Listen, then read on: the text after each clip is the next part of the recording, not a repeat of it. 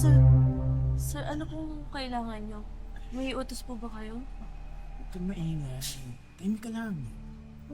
Bakit po, sir? Hindi ka mo man makaintindi. Sabi ko tahimik ka lang, di ba? May gagawin tayo. Ano pong gagawin? Basta, relax ka lang dyan, ha?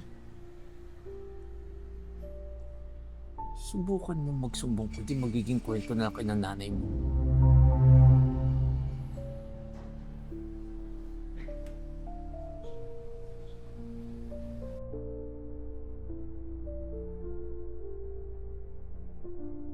Nak, sigurado ka ba na okay lang sa'yo mamasukan kang katulong dito?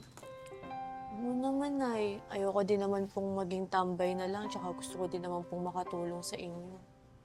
Ay, pasensya ka na, Nak, ha? Alam mo naman hindi kasya yung sweldo ko dito na mapag-aral ka sa kolehiyo. Naiintindihan ko po yun, Nay. Alam ko naman pong may mga bata pa po akong kapatid. Tsaka okay naman din po na dito ako magtrabaho para kasama ko po kayo. Maraming salamat, Nak, ha? At naiintindihan mo yung sitwasyon ng pamilya natin. Oo, Nay. Pangako ko po sa inyo. Magtatapos ako ng pag-aaral at maiaahon ko kayo sa kahirapan. Huwag kang mag-alala, Nay. Papabor din sa atin yung panahon. Oo nga, salamat, Nak. Siya, ready ka na ba? Baba na tayo. Sige, Nay. Ready ka na sa first day ng pagtatrabaho mo dito? Opo, Nay. Oh, ready ka na. Ituturo ko na sa'yo. Okay.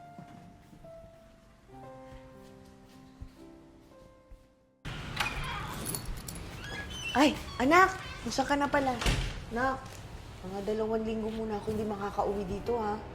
Alam mo naman si ma'am, personal yaya ko noon, ipupunta kami ng Baguio.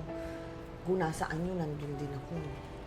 Eh, Nay, hindi ko pa po kabisado yung mga gawain dito eh. Paano po pag nagkamali-mali ako? Ano ka ba, Nak? Hindi yun, oh. Ang gagawin mo lang naman dito sa bahay, maglinis ka. At saka yung anak ni ma'am na naiwan dito, nag-order lang naman yun, ng pagkain niya. Tsaka huwag ka na mag-isip na magluto, ah. Hindi naman yung kumakain, Talaga po, Nay? Oo. At saka bihira naman din yung lumabas ng kwarto niya. Kaya huwag ka na mag-alala. Ang gagawin mo lang sa kanya, Nak, kisingin mo siya tuwing umaga, ha? Kasi tulog mantika yun, Sige po, Nay. Ingat po kayo, ha? Sige, mag-ingat ka, Nak. Bye-bye!